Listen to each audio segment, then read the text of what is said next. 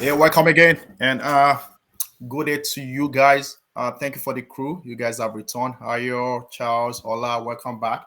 This is Thank you. another show for the Talk Football Live, and we will be talking about the upcoming games for the weekend. We'll be delving into Chelsea Liverpool. That's a top game coming up on Saturday. Then we're also going to be talking about the Arsenal Manchester United game. And after that, we'll look at the rest of the fixtures. How have you guys been? How did you enjoy the game earlier today? Quick take around the City Tottenham game. That was a very explosive game. What do you guys think, Charles? It was a ridiculous game. I don't know what I don't know what Conte is doing. But you know what's so funny? If you can concede two goals at the end of the first half in 2-3 minutes, and the other team scores, both teams conceded two goals in a short period of time. So we can blame the players, we can blame the managers for those. But what happened after those four goals were scored? That's where my issue came on.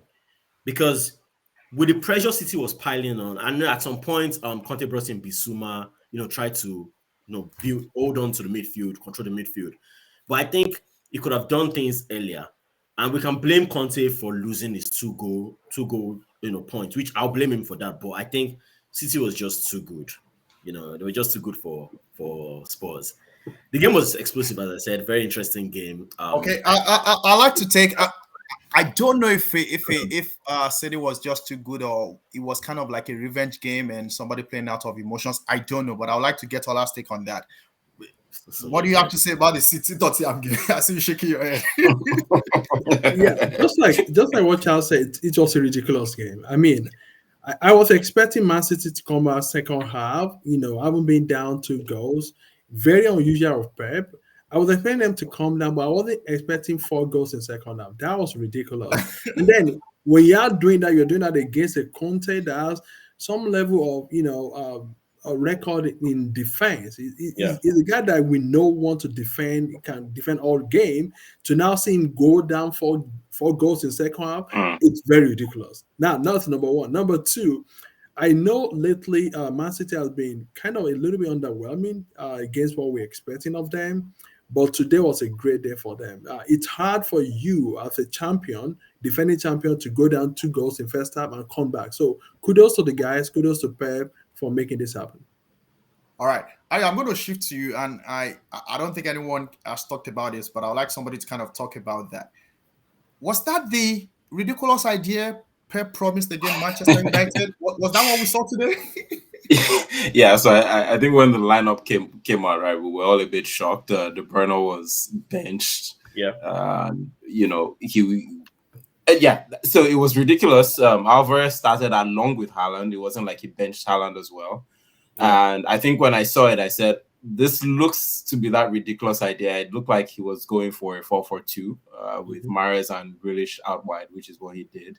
And then he kind of has, so Alvarez likes that role where he's free to dart around and cause trouble. And I think he used him to great effect today, which is different from what we would see from De Bruyne, right? De Bruyne will typically sit in the pocket to look for passes and look to play that one-time pass or that one-time cross into the box, which is different from the way Alvarez plays. So that ridiculous idea came to fruition finally in the second half. But yeah, for Conte, it's interesting because I think he's still struggling with the defense. Davinson Sanchez doesn't look like he trusts him enough, and he's been playing Dyer and Romero. So it's supposed to be a back three, but he ends up playing Ben Davies, who I think is more naturally left back or a left wing back as the third of that three. And that defense isn't holding out. We've seen mistakes from Lloris as well. So they're struggling at the moment defensively.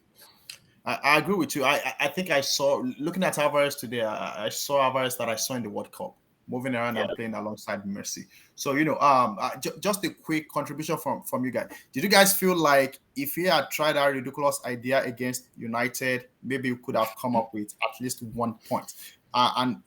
Just to add to that, did you guys notice Rico Williams playing like that Zinchenko style that we got from City? the way he plays for Arsenal today, and seeing Rico Williams coming a lot more into the midfield and kind of giving them additional firepower. Ola Charles, what do you guys think? What did you see?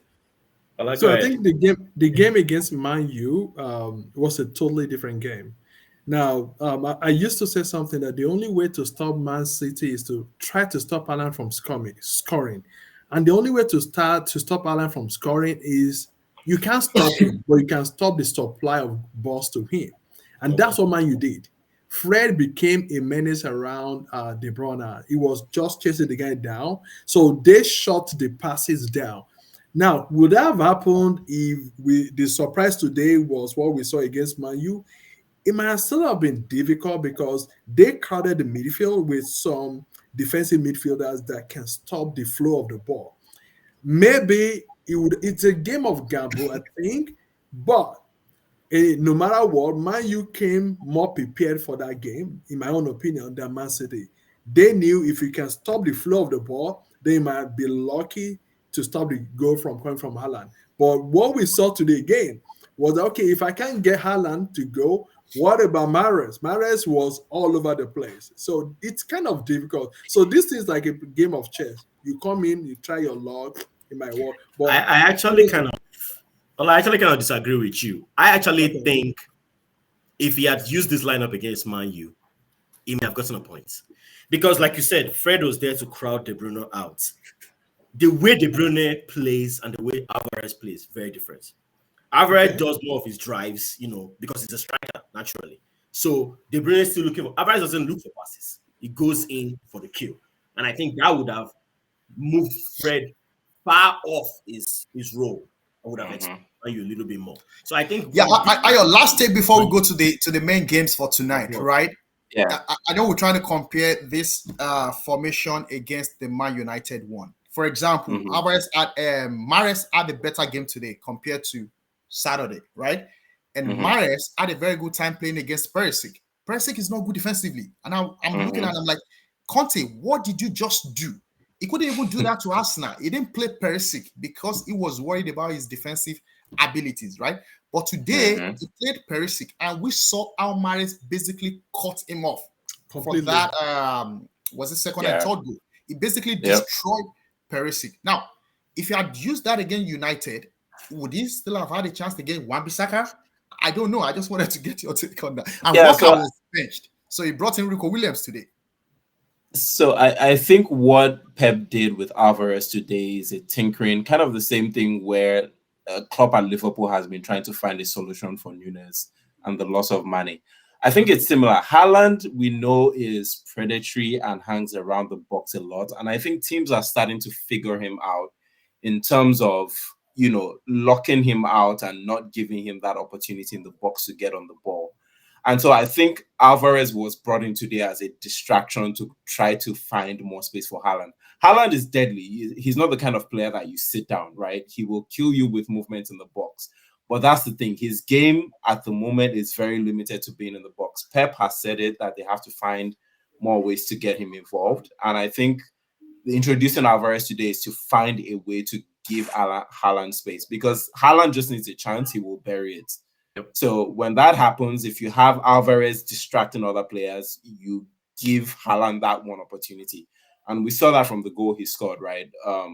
Mahrez had a fantastic game today. The ball dropped onto Haaland's space, and Haaland was there, right? He was in the box. So I think that's the idea Pep was looking at. I don't know if he'll continue trying that against other teams, but that was what I saw from the Well, gentlemen, that was good. I think it was a good summary of the game we saw. I'd like to move us onto the Liverpool-Chelsea game. But again, who knows? Are we saying Pep should continue to bench De Bruyne? I don't think a lot of us would like to see that. But I would like to see him use this formation again. Honestly, I would like to see him use this formation against another team. He's playing against Wolverhampton, and I think it will be a good opportunity for him to deploy that formation. We'll see how that works out. I see you rolling some team news, but I would like to get into the Liverpool-Chelsea. Ayo, let me start with you. Liverpool-Chelsea. For this season, maybe not so much excitement about this game, but this is one of those games that used to generate a lot of excitement many seasons ago, right? Because it's either Liverpool, Chelsea, and City, first, second, third, right? For the last few seasons. But these are teams that are sitting in 9th and 10th position. I am not excited to watch that game. I don't know if you are. What's the team news? What's the team prediction? I see Charles be mad at me. I'm going to come to you, Charles. But So I guess I'm slightly excited because I'm curious to see Modric playing in this game. They've spent a lot of money. I think it's highly likely that they're going to throw him in immediately on the left, kind of like they did with Felix. Yep.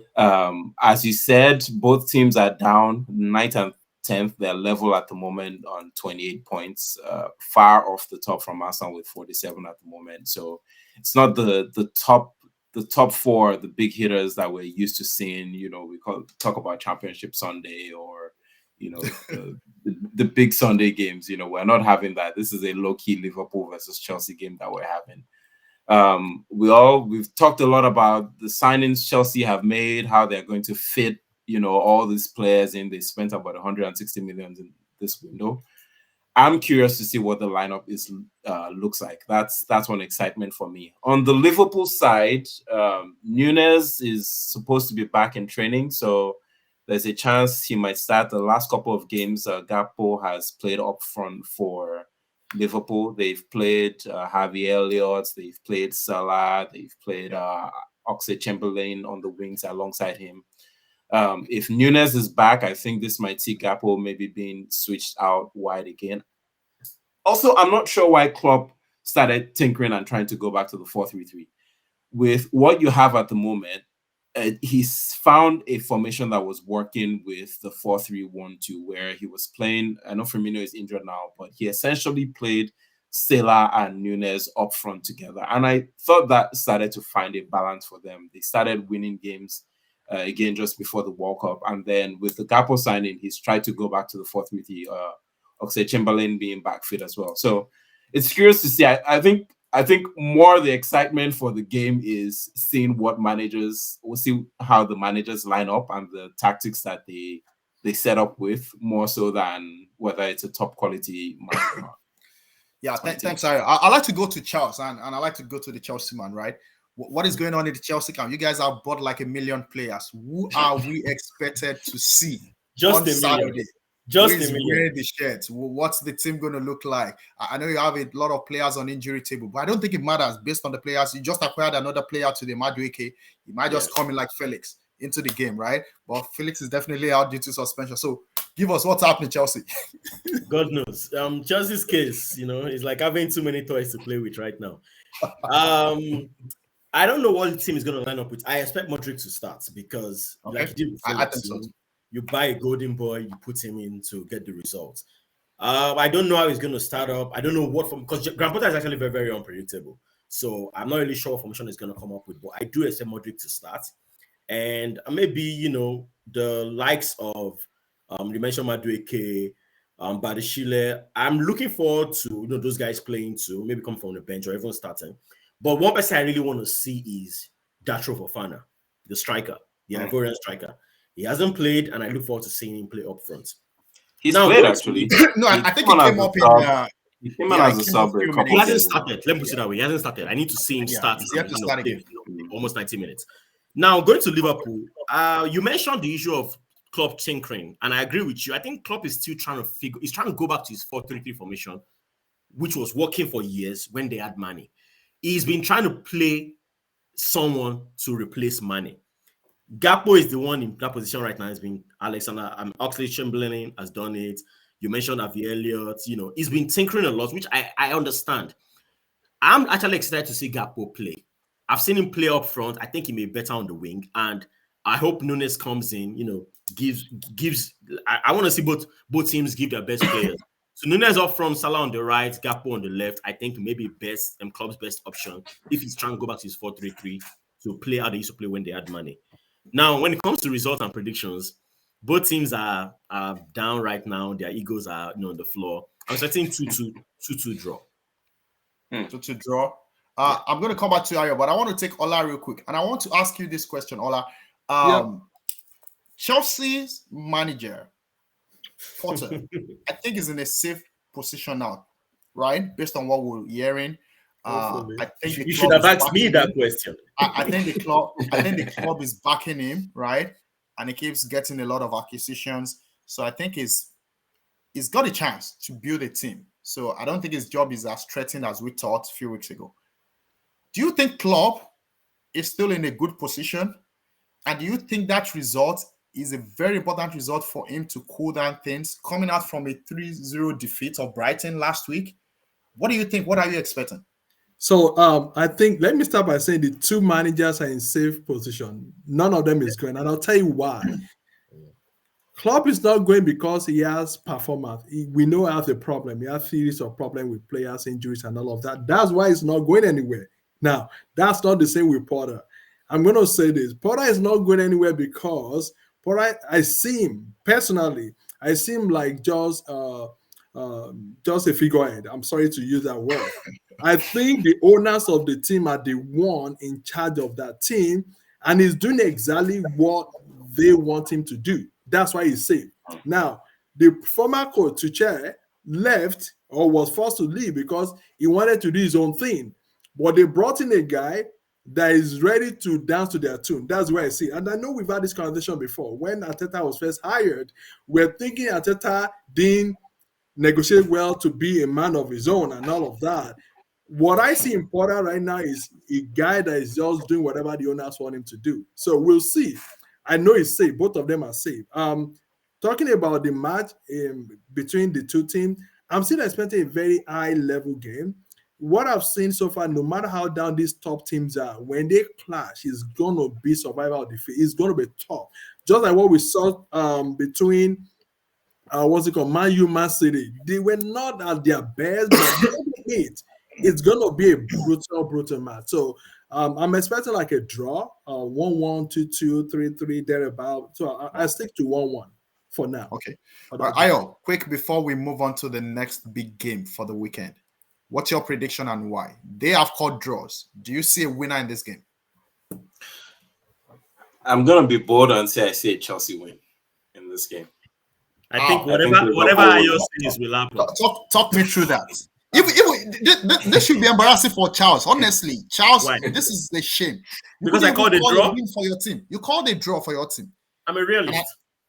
Wow. Ayo. Show me the win. Show me the win. I'm a realist. I'm hopeful. I'm a realist. let me talk through what I'm thinking. So they've made a lot of signings, right? We've said that. Havertz will start again up front. I think Modric will be thrown in right again on the left with him. And I think Chelsea will have a lot of firepower going forward. Virgil van Dijk has been out. Trent, I think because of the way, again, Trent's game depends a lot on the structure of the other three behind him. And so far, what we've seen this season is those three haven't done a good enough job of covering out those spaces when Trent is pushing up. So let's see whether Trent starts again or whether Joe Gomez will be brought in. If Trent starts in, I see weaknesses for Liverpool again. I think they will continue to struggle at the back. And especially if you have, regardless, honestly, whoever plays on that right against Modric is going to struggle. We haven't seen a lot of Modric yet. He's untested, but that boy has pace to burn. If you watch what he did against Liverpool, I think there were a few times that he had the run against Valverde and Carvajal, and he basically left them for dust. I was saying that I see the kind of pace, that we saw from Ronaldo in yesteryears on the left. I see the same kind of threats being brought in from Modric for Chelsea on the left. Chelsea is a bit more stable in the back. Last game, I think he started Badiashile. There was something I noticed about Badiashile that was very interesting. He never took more than one touch when he received the ball. It was one touch, pass. Yep. And I think that's going to help Chelsea a lot with what that does when a player plays in such a way is it doesn't give time to invite pressure from a team that likes to press, which is what I think Liverpool would like to do. Yep. So I think if Badiashile, a left-footed player, plays again in the back along Thiago Silva, correct me if I'm wrong, Charles, but I think in that game, Potter actually played a back four. Yeah. The young boy on the left, whose name I'm skipping me now. Lewis Hall. Lewis Hall. Yeah. So if he continues in that vein with the back four, even with the back five, I see Chelsea being a bit more solid in the back. Thiago Silva is still available, so I think Chelsea will have a bit more solidity in the back, and Liverpool will struggle. There will be a lot of goals, but I ultimately see Chelsea coming out with the win. And who's going to play on the other wing for Chelsea? So you have Modric, you have Madueke. That's a very good Oh, question. on the right. On So the I don't right. think the Madueke signing will be completed in time. All we know is that the deal has been agreed. I don't think the deal has been finalized, and for him to play, they'd have had to register him by midday Friday today. night. So no, Thursday actually. I think for the Thursday Saturday night. games. Yeah, I think for the Saturday games it should be Thursday at midday. So I don't think he will be available in time for that game. Madueke won't be available for that game on Saturday. So what did So they have it on the will. team? That will be Charles, will it be Mount? Oh, you're asking me? Who plays on that right? It's probably going to be Mount. Pulisic is not. Sterling is out. Pulisic is Sterling out. is out. Pulisic is out. It's likely to be Mount. It's likely going to be Mount. Yeah, it's a tough one, but I expect it to be Mount. Or maybe you play Havertz over there and put Aubameyang up front. Aubameyang is not starting. I'm just saying. I mean, because Potak sometimes can be unpredictable. So you have fast wingers, and you're going to deploy that striker. And I'm just thinking that it's going to work out. We can move past that. I think Allah wants to say that. Go ahead. No, I'm just looking forward to the matchup between Alexander-Arnold and Madrid. I'm just looking forward to Modric. Let's see how that will go. I think everyone is looking into whether Trent is going to be torn apart or Trent is going to be able to stand the test. I don't know. I expect to enjoy myself and have a wonderful game. I don't care about Trent. I don't care about Modric because we lost out. So good luck. If Klopp deploys Joe Gomez, if Klopp deploys Joe Gomez there, I think that might be a better option to match up against. I don't even think Gomez will get carded. No, I think a reliable player will be Milner. And this is just me. Yeah. I think a reliable player to do that with experience, with understanding, with patience, that can read the game would be Milner. But again, I've seen Gomez. I don't think Gomez can do anything about a very fast winger. I don't think so. I don't think so. We'll see. Okay, sorry, all right, guys. I just want to throw something in the building real quick. So last game, Hakim Ziyech started on the right. Okay. Yeah. Ziyech played. Right. Ziyech plays on the right. So that's an option. I totally forgot about it. It will be Ziyech. Yeah, it might be Ziyech. All right, guys. Thanks for quick update. I see Chelsea are not done spending. There was a £55 million bid for Moses Caicedo at Brighton that was rejected. Yeah. So I think it was rejected. Update on that. So sounds like spending is not done. Yeah, it's moving on. I think it's an over. I think it's a complete overhaul. Maybe next year we'll talk about the players that are probably exiting the team. But I think we know some of them, but we'll see. Yeah. Basically, you have a complete team that you can just take and give to another team. Say, hey, take them. All right, guys. Let's talk about the Arsenal Manchester United game. That is a game. And you know what's funny as an Arsenal fan? One thing I noticed, I don't know if you guys have noticed that, is that City is never going to play their game before the Arsenal game on Sunday. Meaning that right now the lead has been cut to 5 points. If City won that game, they would cut the lead to 2 points. I don't know if that will be a pressure on the Arsenal team coming out of the tunnel, knowing that City has won, the lead has been cut down to 2 points, and we have to beat Man U to get back. I don't know. When I saw that, it just worries my mind. Not that I'm saying that we're going to win the league. I think our goal is still top 4, and I'm going to keep it that way. Ola, I'm going to start with you. Arsenal, Manchester United, because you're wearing the jersey. What are you expecting? The greatest news we have. The greatest news ahead of that match is the fact that Casemiro will not be playing. That's the greatest news. And not only that, Partey is going to play this game. The last time these two teams met, Partey was out, right? And it was, not a bad game for Arsenal. If the referees have been very fair to Arsenal, we would have seen a probably different outcome. But this time around, Partey is in, Casemiro is out. I'm looking forward to that game. Now, there are a few things I've noticed from Man U from what they did the last time, which is talking about Fred. trying to like play the dirty game in the midfield. I don't know how that's gonna playing Arsenal, because that doesn't really work for us. We have very strong wings. So if Fred can be chasing those little boys left and right, well, I wish him all the best. He might not even play that game, because if I'm Ten Hag, I'm the manager, I'll be looking at a different strategy to stop Arsenal from counter, from the wings and all of that. And I'm not sure if Fred can do that. We'll see how that goes. So for this game, I think it's gonna be two teams coming out to prove that they deserve to win the Premiership. Arsenal on one side, we have said we are not really gunning for the first place. We said we want to be top four. Again, that's what we say. But inside our heart, we know this is the kind of game we need to win in order to compete for number one spot, which is why Arteta will throw everything behind this game. I don't expect much different in lineup. Same old. We have our lineup from the last 10 games thereabout, provided there won't be any injury, hopefully in build up to the match. Then on Man U side, I expect a major change in the midfield. Those guys the manager will tinker with the team a lot. We're going to see some changes. At the end of the day, I see Arsenal winning this game like 3-1, reverse of what we saw in the first leg. That's what I'm expecting for this game, 3-1. Arsenal winning. 3-1. Yeah. Thank you, Ola. I'm going to go to you, Charles. What do you see different from what Ola just described? How do you expect Man United to line up with the suspension handed over to Casemiro? What do you think is going to come in? How do you think they're going to play? And seeing the Arsenal team few games now, do you still think that momentum is still there? This is no longer a fluke. What do you think is going on? What should we expect? Or are you just going to be an hater and as a Chelsea fan just say, oh, forget whatever it is, Man U is going to destroy you guys?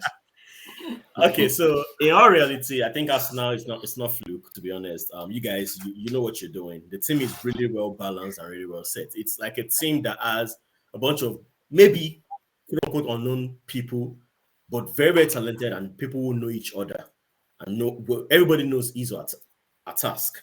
So I don't need to talk about us now. Like Ola said, we know the lineup for the past 10 games. We know what they're going to bring. Good firepower of all through. As for Manchester United, how they're going to line up, I think if they don't win that game or at least get a point, I'm blaming Ten Hag. Because Ten Hag could have prevented the yellow on Casemiro in that last game. But not to go too deep into it, you had a 1-goal lead. You had a player who would have gotten a yellow card and missed another game. You could have taken him out. He got a yellow card in the 80th or 81st minute. At that point, you gamble. You can take him out, save him for the next game, and hopefully your team hold on to your lead. Or keep him there and get a draw like they did against Crystal Palace, and yet you still lose him for the big game against Arsenal. So without Casemiro, I'm thinking McTominay and Fred are going to play in the midfield. And I don't think Ten Hag is going to need McTominay and Fred to take care of the Arsenal wingers, Martinelli and Saka. I think he's going to need his wing backs to do that. So the likes of Wan-Bissaka against Saka, Luke Shaw, or I don't know who we played the last time. Last time was Luke Shaw. Luke Shaw against Martinelli. I think Wan-Bissaka can undo Saka, but we shall see. Now, if Casemiro was playing this game, I would have predicted a Man U win. Not because I'm hating, but because I've seen the way Ten Hag has been playing. I saw what he did against Manchester City. If he can undo Manchester City, I think he can undo Arsenal. Just saying. But without Casemiro playing, I would have to give it an Arsenal win. 2-1. All right. I don't know what else to say. Let me get your take on this. So I think last week, right, I was the only one who was confident going into the Spurs game. And I'm going to say I have similar confidence going into the Man U game. It's been a long time coming into a game against Man U that I felt confident. I personally, I think Man U is the team I hate playing the most as an Arsenal fan, because when we tend to be on a good run, they tend to be the ones to bring us down. Right. No matter how, right. And like Ola said, right, when the big games come around, it doesn't matter what the form of the team is. Both teams typically show up. How do we expect them to line up? I think Fred will come in alongside Ericsson at the base of that midfield. I think Fred will be given the role of trying to harass Odegaard, which personally I think is going to be a tough task for him. I expect an Arsenal win, no doubt. I think probably a similar scoreline, like Charles said, 3-1. I personally want a really big win, like a 5-0 win. But I think that is not going to happen. But that would be my desire going into this game. We know what Arsenal is going to bring. We know how they're going to line up. No surprises there. I expect to see a lot of domination from Arsenal. Odegaard is one of the top 3 players to win possession back in the final third of the field. Yeah. And I expect we will see quite a few turnovers from that midfield. We should have won the game earlier in the season, so I'm hoping we can finally make that statement. We missed Partey a lot in that game. He's going to be available during this thing, so no issues from me. All right. I'm an Arsenal fan myself. Even same as last week, I was on the fence. Gonna play devil's advocate. I think I'm still gonna just stay on the fence. Obviously, I don't want a loss. I don't want a loss. I don't think we will lose. Can we But get you don't 3 think you points? win either. Can we get 3 points? It's possible. But also it's a game. It's a football match. Things happen. Things that could happen and change the game. I hope it doesn't happen. So, for example, the Tottenham game, right? We maintained our calm. We played with dominance. And while playing with dominance, we try not to lose focus. If we can do the same thing, the back four, not allowing Manchester United to force you into some battles and some arguments and some cards and some, red card issues, I think it will be a good game. I think we need to be patient, even if we don't get the goals in the first half. Because I tell you this, I don't think Man United is ever going to try to come out and play us. We know their style. They're going to sit back. If Eriksen sits at the base, his job is to play those long passes. In his time to set to. Arsenal should not be giving him time like we did in the first game. And I see I agree. Not happening for him because we will keep the ball. If everyone is fit, if Partey is fit and Zinchenko playing, I worry about Zinchenko, and I'll throw this out. Maybe you guys can speak to it next. The first game was Zinchenko playing against Anthony. That was a debut for Anthony. He came with his trickery. I think people got used to now, so that trick is no longer working. Then I'm going to deploy Anthony again just to terrorize and remind Zinchenko about the last game. People play mind games. I don't know. That could be a tactic. He might play Anthony or just say, okay, I'm not going to play Anthony because I don't think he's one of the best wingers right now. Because so far... He doesn't have options, though. Yeah. He doesn't have options. Nope. Anthony started the last game. Anthony started the last game, but he didn't start against City. He did not start against City. You guys don't think Senna can He started against the last game. So I am just throwing it out. I don't know how he's going to play. But I think Arsenal, knowing that United plays on a counter, so that means we have to worry about Rashford and Anthony if Anthony is playing on those sides. That is the only worry I had. I had that same concern against Porsche. But the way we control the game, there were just few times that Kane got out of that midfield. Few times. There were a few times he got out. Would United get out? I think if we do a good job, I don't see them getting out. I think they will be frustrated. Eriksen will try to play, but he won't be able to settle down on the ball because now he's going to have to support his defense. I don't think we're going to see a Scott Fred or McFred Scott, as people say. I think it's going to be one of them because you cannot risk that. Those two guys, I don't think they are matured enough to handle this big game. I think it's going to be Fred, and I think it's going to be supported by Eriksen and Fernandes. And I think they're going to have to deploy Rashford. I watched the Vegas guy that came in yesterday, and I really wanted to see how he played because that guy is 6'6". And throughout, I don't think they made a good use of him. He didn't get a lot of long balls. And I think he actually slowed down the attack because he's not as quick as the other guys. Yep. Now, he's going to play Weghorst against us again. I think it will be good for us as long as we can kill the area balls because he's going to slow them down. If he's going to be bold, he probably should bench Weghorst and play Garnacho right away, play Rashford, play the quick players that could probably give us some worries so that it can stretch us. Now, Wan-Bissaka is defensive, but it's not attacking. So we get an advantage. We also get a disadvantage. We get an advantage because we can continue to attack and feed. But Saka would have to do a lot more work against Wan-Bissaka because Wan-Bissaka is very, very good in defending. Luke Shaw. Saka or I Martinelli? want to say one thing. Luke Shaw is also good, but I want to yield it back to you guys just to rethink how these games would, come. I like to do a matchup, 1 against 1. So I just wanted to call you guys to Martinelli, Luke Shaw, Wan-Bissaka against Saka. Fred, I think Odegaard will have a fun time. Go ahead. Okay, Charles. so I think just drop something real quick. When I mentioned McFred, which is McTominay and Fred playing at the base of the midfield, in front of the back four, sorry. I'm thinking of pushing Eriksen up front and taking Fernandes to the right, benching Anthony. Those crosses you didn't see from Anthony to Weghorst, I see him fixing it with Fernandes on the right. So with that, if he does that, because I know McFred, as we call them, may not be the best combo, but if they play together in this big game, they may stand firm and choke the midfield to give hope for the attack of Manchester United with Eriksen up front, with Fernandes on the right. I think that would be his best formation. Because if Weghorst, as you said, gets enough crosses, it's 6'6". The guy is 6'6".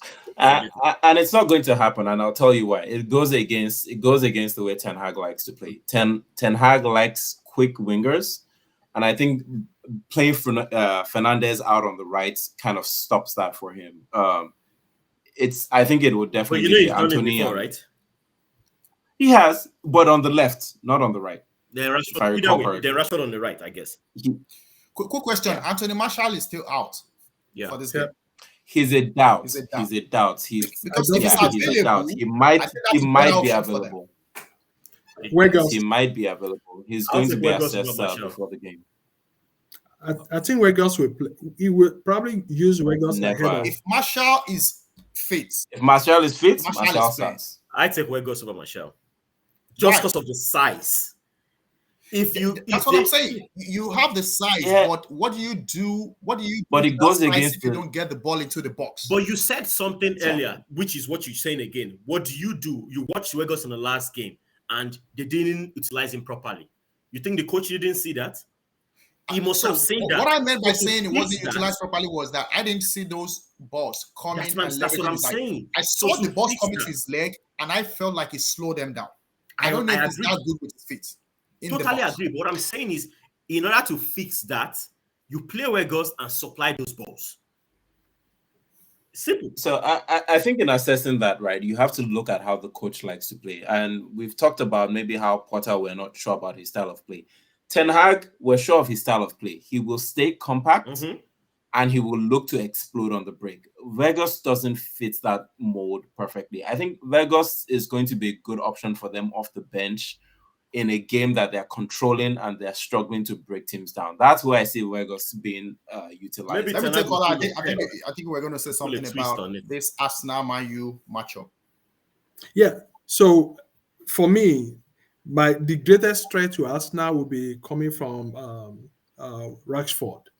That guy is playing with so much pace, so much confidence lately. So for me, I don't see much of a threat from anyone other than that guy. You can imagine the last game against Man City, he was actually injured in the first half. Do you guys realize that? We thought, even the commentator, he's going to be replaced. And when we saw that was going to be a substitution, we all felt, Rashford is out. But he came back and he helped them. And he created one assist, I think, and one of the game goals. So for me, he's the guy that I really want Arsenal to prepare mentally and physically for. You can run from beginning of the game to the end. There's no problem. Now let's talk about matchup. I mean, our strength as an Arsenal team are on the wings. Having Saka and Martinelli. I'm not scared about one Saka trying to stop Saka. There's one thing about that boy called Saka. Sorry, you guys are switching up the sorry, Shaw. It should be Luke Shaw. Actually, it should be Luke Shaw. You should be Shaw trying to stop Saka. I wish him all the best. That's not going to happen. Just to let you guys know, it's not. Saka. I doubted Saka many times in the past, and I remember y'all keep saying star boy. That guy has gone beyond impressing me. If he doesn't have his way by running, he's going to stay and dribble you. He just have to find a way. He's very good at his positions. He's not scared of taking any body hurt. He doesn't care the height of a defender. He finds his way. Now, Wan-Bissaka is a very fast guy. It's going to be a tough matchup with Martinelli. I really hope Martinelli uses his brain this time around, because sometimes he just loses it, He can run from morning till evening. Sometimes I need him to use his brain. So Wan-Bissaka and Martinelli is going to be like a very tight matchup for the two of them. They can both run and all of that.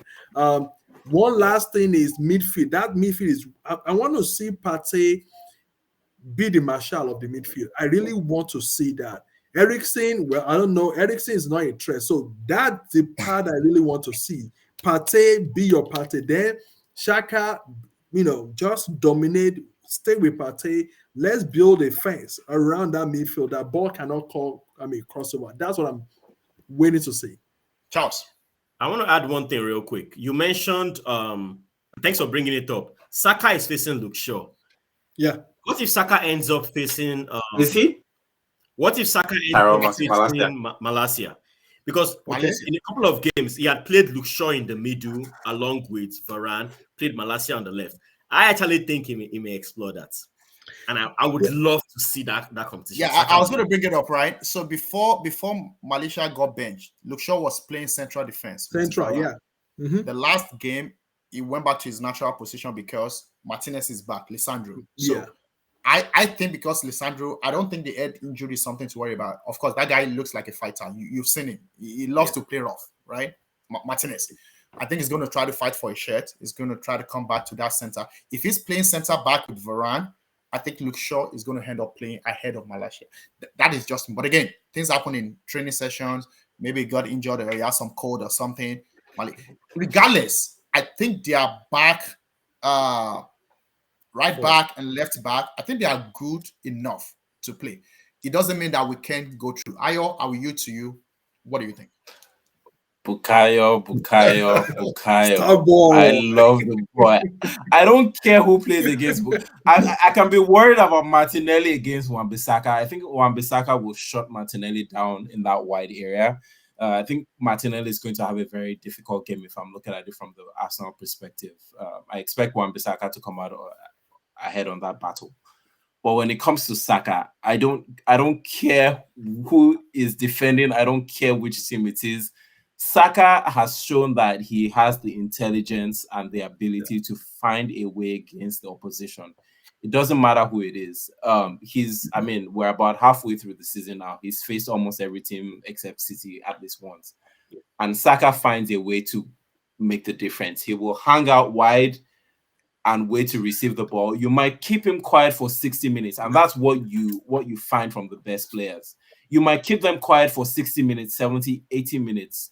But at the end of the day, they find a way to make the difference, whether it's in terms of him finding that one opportunity to make a run in behind, or hanging out wide and making a dribble into the box, or finding the pass or a cross into the box. I expect we will create a goal from that wing between Saka and Odegaard. That is where Chelsea will be suspect defensively, especially since Fred will be deployed in that area as well. Let me add this to this as we go around this game again. I just want to be fair to the United team. I don't think Fred, this is me, I like Fred. I don't think it's a terrible play. I think my point is he, of course, he's not at the level of Casemiro. And we've seen Fred even at a better level when he plays with Casemiro, because Casemiro makes him even more better. Yeah. I've seen Fred in situations where he even goes up front and he does things like, wow, Fred, you can do this. Fred he scored against us. Yeah. Fred is an hard worker, right? Yeah. Fred is an hard worker. And he likes to be given tasks because he wants that responsibility. It's not bad. But I also think we might be surprised that he might put up more fights than we expect. That's one thing. So meaning, I don't think we should write Fred off. That's the first point I'm trying to make. Number two, it's funny because these guys play for England. Most of these guys that we're talking about. So we're talking about Ben White, we're talking about Rashford, we're talking about Luke Shaw, we're talking about Saka. Yeah. We are talking about guys that were camped for months for the English national team playing together. I think this will be fun Yep. to see Yeah. them play against one another. Wan-Bissaka against Crystal Palace, and I just wanted to bring this back again, not trying to be a devil's advocate, but the reality of yesterday's game, right? Manchester United, Crystal Palace. Honestly, I don't think Man United were flying that high yesterday. And I wanted to just go back to Agreed. what you said, Charles. It is hard for a manager. I was talking to somebody about that game. You could say Ten Hag messed up by not taking out Casemiro on time. But I think the way we should also look at it, right, is that as a coach, you consider a bird at hand, which worth more than $1 million in the bush. You don't think about another game that you think you might not have 3 points, or you don't think about another game that you think you have a sure 3 point. There is no sure 3 points anymore. That very game you have at hand that is looking like a 3 point, that is where you want to hold on to secure your 3 point. So people could fault him for not taking out Casemiro on time. But I also think as a manager, you could be thinking that let me just guarantee this 3 point because another 3 points might not be sure in the next game. Mm-hmm. So you might want to just keep Casemiro to say, I need to, because look at it. McTominay came in from the very beginning. Crystal Palace had been knocking on the door. They just didn't have the quality to finish the game. Yeah, they had shots on goal. The Gea had been helpful.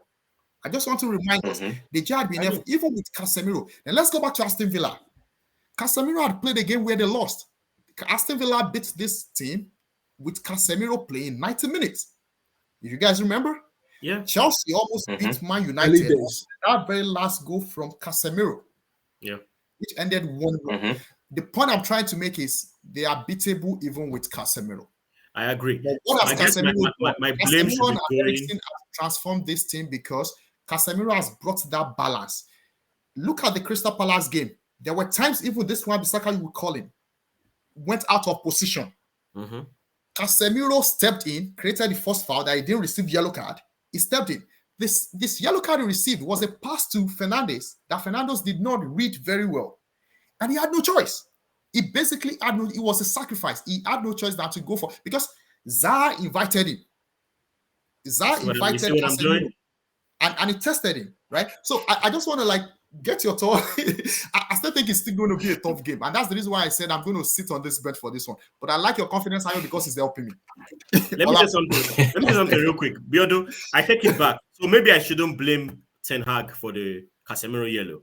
That was just blame Casemiro. I blame Casemiro. Because you made a statement, Biodo, and said Casemiro didn't have a choice. I totally disagree. He had a choice. Yeah, he had a choice. He had a choice. Exactly. There were two other people that could cover.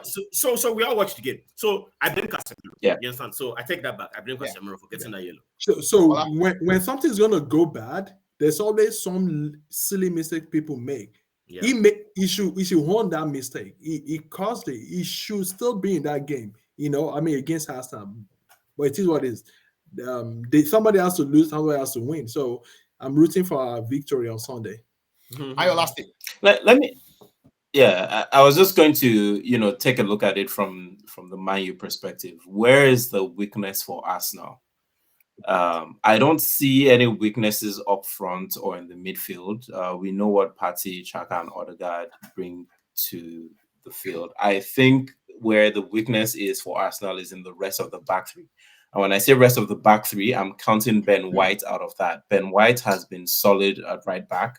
I don't think I've seen anybody really beat him. I think the toughest test he had was Zaha when we played Palace. Right. And he handled Zaha. That was supposed to be the big test for him. Mitoma had an impact in the game after Ben White went off. And I think that's where we could see the quality of Ben White. When Tomiyasu, who is a very reliable defender, by the way, when Tomiyasu came in was where Mitoma started to have an effect like him. So that's why I say the weakness for Arsenal is going to come in from the right side, especially because Wan-Bissaka will be able to shut down Martinelli. And I think it's up to whoever he deploys. He might maybe look to switch out Rashford over to that right occasionally, or even if Rashford is playing through the middle, maybe have Rashford hang more on the right. That might be where we see the weakness for Arsenal. Gabriel, we know, is a bit suspect dealing with balls over his head. So not in when he's in position, but we've seen times where the ball goes over, he's trying to recover, and Gabriel can be suspect defensively. Also with Zinchenko moving into midfield, there's a chance he might get caught out of position, and I think that's where we might see the weakness for Arsenal in terms of the goal from Man U. And you mentioned Gabriel's weakness. That's why Wargos should start. Just say. Well, not really, because Gabriel struggles with that with pace. We've seen that a lot against Liverpool and City. When you have the likes of not this season, but last season, where it was, I don't remember, maybe De Bruyne, or you had like the likes of Jota and Salah running in behind him, he struggles to recover in time when we're playing a high line. Versus Weghorst is not that quick. I think Gabriel will handle Weghorst if Weghorst starts up front. Okay. All right, guys. I look forward to seeing that competition. Yeah, I think it's going to be a great game. I just don't know how I would handle the pressure again.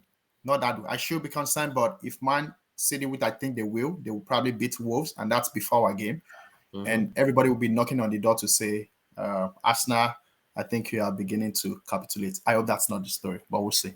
Let's move. Ola, you have one more thing to say quickly? Yeah, I just want to say real quick. This is the kind of game where I miss Jesus so much. You know why? Because when you're not sure, like we're not sure anything can happen, this is where it will run around the field. Like you can't catch him, you can't pin him down to one position. It goes deep, it goes everywhere.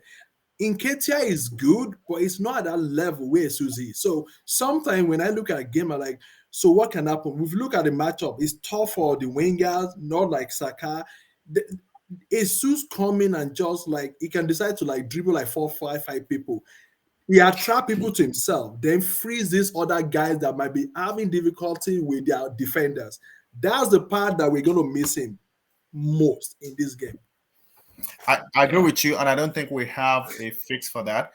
One thing I would expect, and I would say, is if Nketiah could deliver the kind of performance on Sunday, plus scoring the chances he missed, I think would be good. And I say that because we don't play static football anymore. Arsenal, we don't do that. My boys will not stay in one place. I see Nketiah coming to the midfield.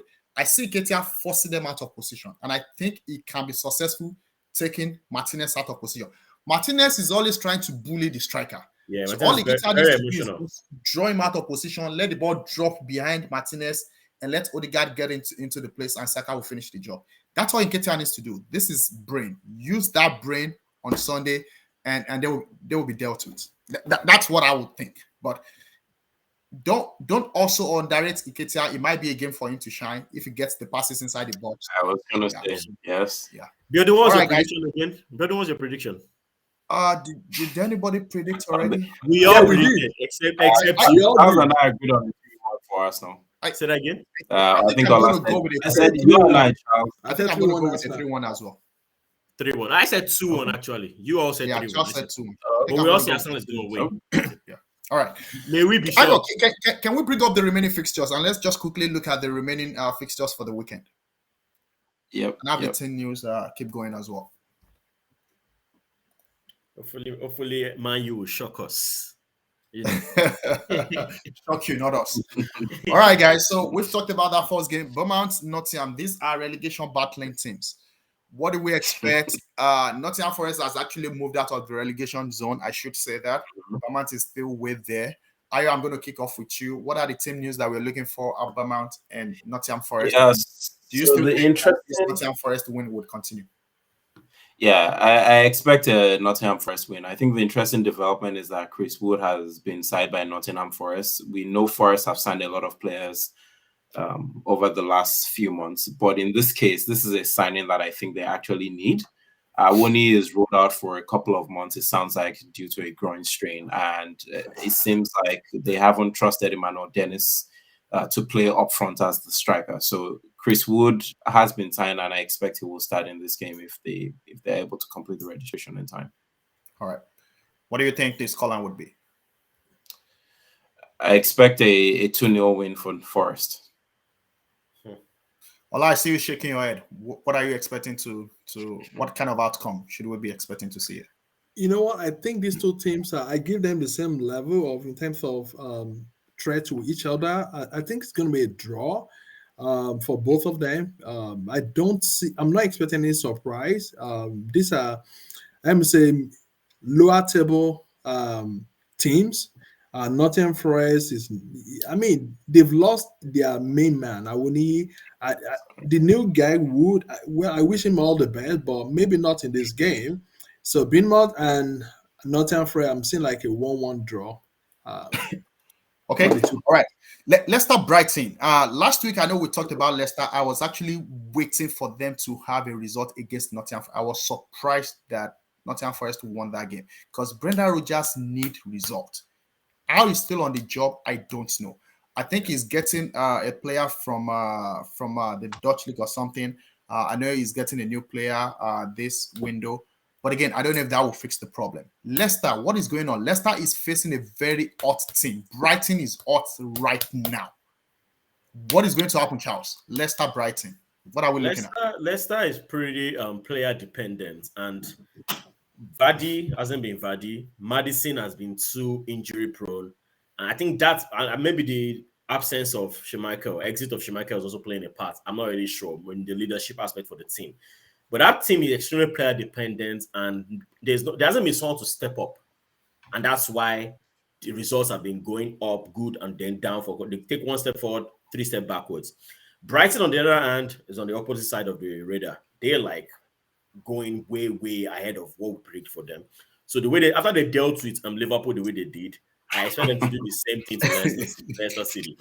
I don't expect anything less than a 2-0 draw. 2-0 win. 2-0 draw. Ayo. What's your take? Let's start Brighton. Yeah, similar. Maddison is supposed to be back in training. He's been out for a while, though, along with Dewsbury Hall. I think there's a chance Maddison might come in off the bench, and that might help Leicester because when Maddison is in the team, everybody plays better. Yeah. Javi Barnes starts to look like Cristiano Ronaldo out there on the left. Even Patson Daka starts Vardy of those days. So I think they need Maddison back. I think this game is going to come too soon for Maddison, and I fully expect a Brighton to win, but they really, really need Maddison back quickly. Okay. All right. I want to move on to Southampton, Aston Villa. Ola, who do we think it's going to take this one? Southampton is probably coming out of relegation gradually, but they might still see because those points are close. And you have the former Arsenal coach, Aston Villa. Easy game for Aston Villa. Before I go into that, let me just say, last week I was the one that predicted Brighton would deal with Liverpool. We all saw that. So this game, Brighton Leicester, forget it. It's a win, serious win for Brighton, like a 2-0 or 3-0 win. Okay. Now let's go to Southampton. Southampton, that relegation team, they're going to relegation. There's nobody that can save them from that. Don't hear from me first. Let me be the first one to tell you that Southampton is going to be relegated this season. Okay. Then Aston Villa is playing one of the best games in EPL right now. They have a very, very intelligent manager who is designed for a team like Aston Villa. They've acquired one new guy recently. What's his guy's name? I'm trying to remember now. And then Ings is out of Aston Villa. It shows boldness, it shows the confidence in this manager. This was the guy that saved Aston Villa like 2 seasons ago. Letting the guy go, it shows that he has so much confidence in what he has built so far. So I think this is going to be an easy win for Aston Villa. I predict a minimum. I'm not going to give you precise minimum of 2 goals, 2-0 for Aston Villa. It is away from home. Charles, do you agree? Totally. Aston Villa, they're in the form of their lives. Let's put it that way. And as you said, Ola, letting Danny Ings go is a very bold move. You must have some serious backup. You know, Oli Watkins is there, and I don't know who else is going to push forward. But I think Aston Villa, with the new coach, maybe they're still riding the new coach momentum. I'm not sure if that's what it is, or Emery is just as brilliant as you guys say he is. But I think Aston Villa got this in the bag. And Southampton, yeah, like you said, probably going to be relegated this year. Wow. All right. Ayo, I want to start. I want you to kick us off with West Ham, Everton. West Ham is sitting 18. Everton is sitting 19. The board is already getting harassed by Everton fans, right? They actually harassed the CEO on Saturday. Some of them were advised not to show up for the game. It's going to be an away game for them, so it might be much safer, security-wise. But this is West Ham Everton. Both are fighting relegation, which is strange. I mean, it's not strange to Everton because they had that issue last season. But West Ham, what is going on here? What is what should we be expecting here? Water runs dry. The issue with West Ham is they've seen a rapid decline in Mikel Antonio. Mikel Antonio has scored a lot of goals for them over the past couple of seasons, and he is just not that player at the moment. I think he's maybe struggled with injuries. We know he's an explosive player, and typically when you have explosive players like that, they tend to have a lot of muscle injuries, and I think that is starting to affect his game. Yeah. So they've struggled for goals. They've scored, I think, 16 goals so far this season in 19 games, which is not good enough at all for a team that wants to stay in the Premiership. They've made some signings. So I think Danny Ings is being signed from Aston Villa, and I think that is a coup for David Moyes. If he plays against Everton, I think West Ham might actually secure a win. Everton is still struggling, especially with Dominic Calvert-Lewin being in and out. He's back now, but he should be available. But Everton is still struggling at the moment. They've also had a bid put for Terry Murphy, who we know is scoring a lot of goals in League One. But let's see. I'm going to predict maybe a 2-2 draw for this game. 2-2 draw. Charles, Everton, West Ham. What's your prediction? Everything Ayo said about West Ham, very, very true. But with the signing of Danny Ings, I think there may be hope there. I'm going to go for a 2-1 win for West Ham because I just think Everton, honestly, I'm not going to lie, I'm not sure what's going on with Everton. There's so many things going on in that club. As you said, it's spilling on to the fans being so very aggressive towards the owners and the board members. And I think all that would affect the performance of the team. So I think a West Ham win, West Ham 2, Everton 1, especially if Danny Ings starts. I think they can West Ham. All right. Well, we'll be looking to. Ola, what's your prediction for this game? I think it's gonna be a draw. Let me say something. Funny thing about these two teams, they've scored 15 goals each. The only difference is Southampton has considered 26, which is more than what Everton has considered. But goal forward is 15 for each team. Again, this is the kind of game that two dog fighting in the mud, that kind of a thing. So it's probably going to be a goalless draw or a 1-1 draw. I'll say 1-1 for this game. All right. They are not scoring teams. Let me start the Crystal Palace Newcastle with you. Newcastle is fourth. They've dropped to fourth position. They're playing Crystal Palace that had a fair result, not a great, but a fair result against United, coming out of the 1-0 defeat to Chelsea a week before. Do you think Newcastle can go to Crystal Palace and get a win? Or do you think this is a rise for Crystal Palace to start winning games? What are you asking me? Ola. Oh, me? Oh, sorry. Let me say this way before I answer your question. The question I want to ask is, can Crystal Palace break through the defense of Newcastle and score for a win? That's a good question. But, yeah, because that's the best defense, the best team with the team with the best defense in EPL right now. Mm-hmm. To answer your question, I think there is chance and high probability that Newcastle will beat Crystal Palace at home. Now, when I look at what Crystal Palace plays against Man Utd the last game, it showed determination, but they were playing at home. It showed great determination. They wanted to score, but they had this problem with finishing. So the moment Newcastle will probably score early or not score at all. If they score first half, then they win the game. They're going to lock the game. Crystal Palace cannot break into that defense. That's what I'm looking for too. But if they don't score, I don't see Crystal Palace scoring in that Newcastle. That is guaranteed. I can bet it with my money right now that Crystal Palace will not score. The only thing is I want Newcastle to score early, so I'm predicting like a 1-0 win. Newcastle win over Crystal Palace. Wow. So with the likes of Mateta, with the likes of Edouard, the great guys are my boy Olise, they can't find a way to score. Ayo, what's your take? Sorry. Go ahead. I'll just throw an interesting stat out. Crystal Palace are yet to score from open play this month.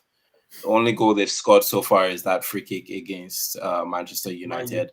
And the last time they scored, even after the World Cup, was the 2-0 win over Bournemouth. So Crystal Palace are struggling for goals at the moment. I don't see that changing against the tightest defense in the league. Expect a win for Newcastle. Definitely. It will be a 2-0 win. 2-0 win. Wow. Charles, do you agree? Yes. It may even be more than 2-0. I'm thinking maybe 3-0. Yes, Crystal Palace breaking through that defense is going to be serious work. And what Newcastle has right now, they're balling. They're balling. There's no other way to say it. Well, Bruno Guimaraes is injured. I think it's going to be out for a few weeks. Nah, that's fine. They'll be fine. Honestly, I dare to say, like I always say, I want to make a bold statement. Newcastle is playing at the level of Arsenal and Manchester City right now. Come on, man. I said what I said. That is way too high. Say that again. Come on. Bold. They didn't start the season. They didn't start the season. Hold on. They didn't start the season that way. But the form Newcastle has right now is at par with Arsenal and Manchester City. I'm saying it. And I'm sticking to it. In what area, though? Let me probe. Yeah. In what area? Yeah. In performance. Have you seen what kind of performance? Performance results? Maybe. Let me in results. Yeah, it's all about. At the end of the day, it's all about results. One Newcastle. But in what area of play? I'm trying to understand. Let's start from their defense. Their defense, as Ola said, is debatably the strongest in the league. It is. They got a new goalkeeper, Pope, which I believe is one of the best goalkeepers in the league. So their defense is solid. Now you mentioned Bruno Guimaraes in the midfield, and let's talk about their wing backs like Trippier. Trippier is one of the highest, best performing defenders in the league right now when it comes to clean sheets and even goals and assists. So their defense is solid. Now Guimaraes in the midfield, but there's somebody. The secret weapon right now, in my opinion, is Joelinton. Joelinton is a striker who's playing as a box-to-box midfielder. He's playing as something we don't even understand sometimes, and I think that's where the secret is. Now, let me tell you a kicker about Newcastle. Debatably, the best Newcastle player doesn't even start. ASM, Alan Saint-Maximin. He can't even. Oh my God! He can't even get. Hold on. He can't even get into the starting lineup, and they're grinding out these results. So because Miguel Almiron is on another level right now. So I'm picking all these players individually to let you know that Newcastle has never had a stable striker all season, in my opinion. Wilson has been in and out. Isak, the same thing. They just sold Chris Wood, which was a very bold move. These guys are so solid in every area of the team, from the defense, from the goalkeeper to the defense to the midfield, that even without a solid striker, they're getting these results and they're putting, and you can see how they're doing it. So I'm making a statement that they're getting these results because their form is close to that of Man City and Arsenal. And it's showing on the table. They're up there. They're in top 4, right? That says something. I agree with you, and I quickly just refreshed my stat, and I'll come to you, Ayo, because I want you to please provide a rebuttal to what Charles whatever he just talked about. In terms of performance, yes, have they been delivering great results? Yes. As a matter of fact, Arsenal and Newcastle have only lost one game so far. Okay. The difference between Arsenal and Newcastle is the number of draws. They have had more draws than Arsenal, meaning that's why they are the best defensive midfield. Rather than losing, they will rather grind out a result, right? Mm-hmm. So they go defensively, but they don't have that attacking firepower like Arsenal, and they've not been producing the same number of goals. Arsenal has 28 goal difference, right? Newcastle has way less. So that's why I was asking you in terms of areas. Now, you mentioned ASM. I will let Ayo respond to that because I don't know how Ayo doesn't like ASM. ASM has been dealing with injury. He's not at the same form that we used to know. So I don't know how somebody would describe him as Newcastle's best player. Even Willow. Ayo, before you say something, play better than ASM at the moment. But Ayo, before you say something, let me just throw something. The best player doesn't mean he's the best in form right now. As I mentioned, Miguel Almiron is the better form. Doesn't mean Miguel Almiron is better than ASM. Understand what I'm trying to say? I'm not talking about the form. I'm talking about the player as a whole. ASM is the best What- player in Newcastle. What are those reasons you? So now I'll you respond. fall in Now I'll ASM? respond to Ayo, Charles. go ahead. I'll respond to Charles. First, I'll analyze the team. Yes, Newcastle is solid. They have been delivering results. As Bjorn pointed out, they've only lost one game all season.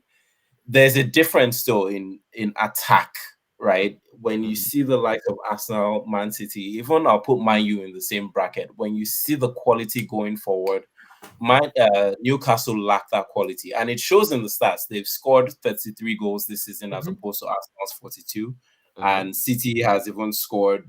They've scored 50 goals this season. So there's that discrepancy.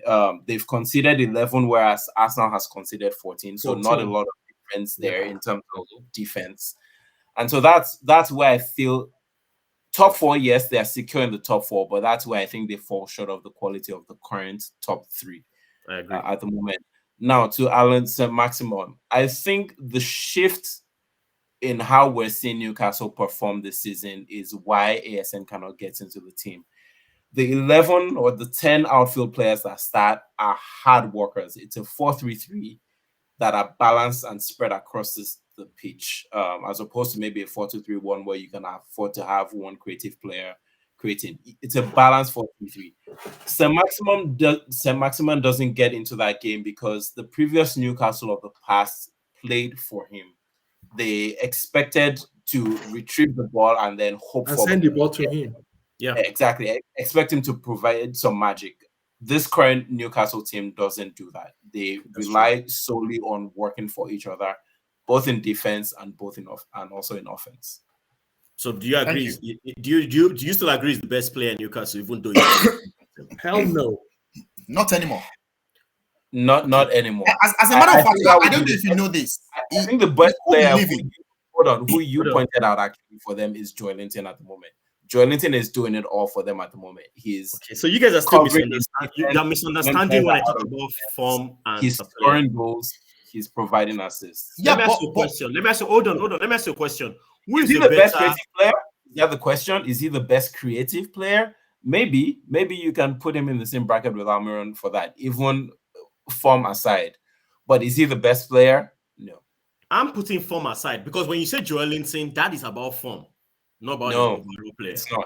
No. You think Joelinton? Hold on. You think Joelinton is a better footballer than ASM? Okay. It's a yes or no question. Can I answer that question? Hold on. It's a yes or no question. Do you think Joelinton is a better footballer than ASM? Yes or no? Do you want me to respond? Yes. For me? Yes. And because it's not just in terms of the creativity, when we're talking of a better footballer. Yeah. When you're talking of an all-round footballer, I think Joelinton is a better player. He's tactically aware. He has a better work rate. He still scores and provides assists. He's intelligent enough to make the right decisions on the field, which we know ASM struggles with. That's why I disagree. Yeah, so I think I was going to say that I disagree with 95% of what Charles said, and I like the way Ayo broke it down. 95%. So last season we all saw what ASM did.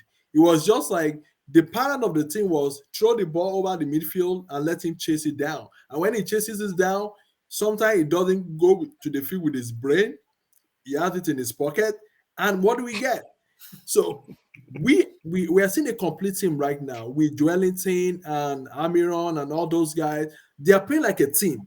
Well-packed team, well-trained team. Like, in fact, like you're playing a game, like a PS4 game or something. They're well compared. They play like massive attack, massive defense.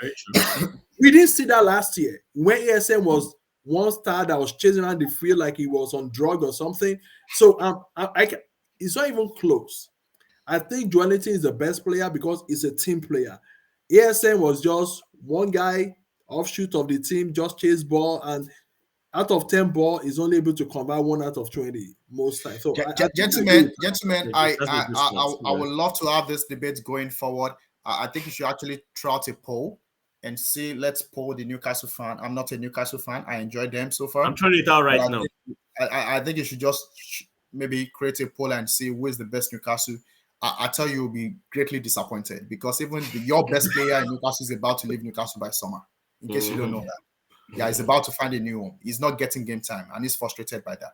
He said why he's not getting game time, and it makes sense. It's also again, again, he's been is back from injury, and I think I can't say it better than Ayo. You can be a best player, and we talked about his Ayo when we're talking about Tierney. Tierney is an example of a good player, a very good player on a team that doesn't fit the style of the manager. Anymore. And I think that's the point Charles might be making. ASM doesn't fit into the current team today. And it's hard for me to accept that is the best player for the team. Okay. That means there is not the dynamic part of it, that flexibility for Hold on. I didn't say he's the best player for the team.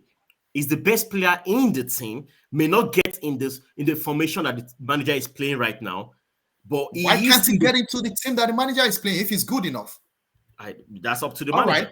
All right, let's move on. Let's United versus Brentford. Let's United versus Brentford. I'm going to start with you. By the way, I'm going to start with you, Ola. Leeds versus Brentford. Ivan Toney versus Rodrigo. Tyler Adams. All these young boys. All these boys that have work rate like 120% with an American coach. Defense have been very terrible. Do we see Leeds pulling this off and stopping Brentford from getting the 3 points? I don't think so. Ivan Toney in the last, let me say, even before we went for the World Cup, he's been playing some spectacular game.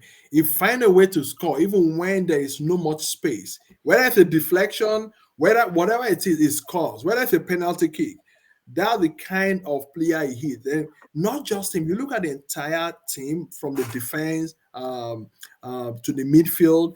These guys are playing a very good game. And when they lose, they don't lose like 5-0, 10. No, they just playing a very good game that you see a good team like playing for each other. Ivan Toney might be the main guy that is scoring, but look at the other guys. There's the guy there, Pinot or something. Look at Mbuna, the guy that plays for Cameroon, Him and Ivan Toney, the combination that those guys bring into the team. So I see a very good game between the two. Leeds is very fast. They're like the youngest team. They are so quick and all of that. But I think Brentford has a counter to whatever they want to bring to the table. And I think it's going to be a Brentford win that day, like a 2-1 or 1-0. So let me say by saying they're probably going to be a 2-1. Brentford will win. Yeah, it's going to be tough for this game. Yeah, so I'll give you another piece of interesting information. Brentford are currently the form team, along with Arsenal and Man Utd. All three of them have won 4 of their last 5 with a draw. They're the form teams. I expect a Brentford win in this game. Leeds is struggling defensively, as we know. Bamford is back for them, thankfully, so that should help them. But against this game, I think it will be too much. Expect a Brentford win, probably a 3-1 win for Brentford. Charles. Same here. Regardless of what the scoreline is going to be, I think Brentford is definitely going to take care of Leeds. All I mentioned, Ivan Toney, Mbeumo connection. I think those guys always find a way to get results. And I remember the game Toney didn't play. Mbeumo stepped up. So I think there's always a way. The team is so well constructed that they find a way to grind out results. Leeds, with the way they play, they're not the best defensively right now. So I'm going to predict a 2-0 win for Brentford. Do you guys think what have you seen with this new guy? Is it Ginonto? I don't know if I'm saying his name correctly. Nonto. That guy is a very good player, and I think he's playing on a team whereby he needs more help. He just needs to go to a better team. If he joins Arsenal, maybe he'll get better results. No, we're actually packing the guy for Chelsea. All right, Man City Wolves, right? Are we seeing that ridiculous formation against Wolves? Walkover. Ayo, let me start with you. No, I think De Bruyne will be back in this game. It's a question of whether he decides to go with Alvarez or a surprise Haaland drop in this game. But I see De Bruyne back for this game. I don't think he will mess around anymore. I think De Bruyne probably just needed a break. That's why he didn't play in this game. And he needed something fresh. Against Lopetegui, coming from Spain, he probably knows Guardiola very well. Does Wolves, do they stand a chance here?